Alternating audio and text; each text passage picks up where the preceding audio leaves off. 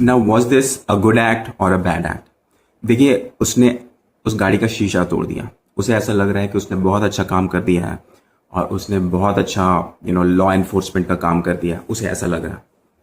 लेकिन देखिए, वो गाड़ी जाएगी, आगे जाएगी और वो डेंजरस वे में जाएगी क्योंकि अब उसके पास शीशा नहीं है। तो हो सकता है और एक्सीडेंट हो जाए। तो क्या इस बंदे ने एक्सीडेंट को कम करने में कुछ अपना कंट्रीब्यूशन किया कि उसे और फर्दर बढ़ा दिया? अगर मान लीजिए आगे एक्सीडेंट हुआ तो उसकी रिस्पॉन्सिबिलिटी उस फोर व्हीलर की होगी कि इस बाइकर की भी होगी? वैसे देखा जाए तो इसने शीशा तोड़ा है और अगर शीशा टूटने की वजह से एक्सीडेंट हुआ तो इस बाइकर की भी गलती होगी। तो कहने का मतलब यह है कि जो लॉ एनफोर्समेंट का चीज़ है वो इस तरह से नहीं की जा सकती।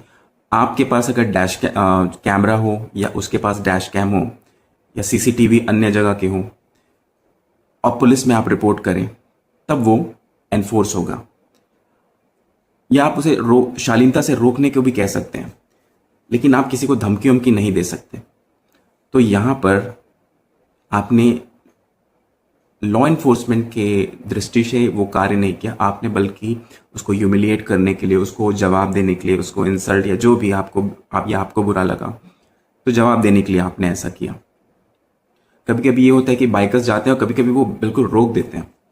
तो हो सकता है पीछे से स्पीड में बाइक आए और वो ठुक जाए। तो लॉ एनफोर्समेंट का तरीका रेटोरिक नहीं होता है।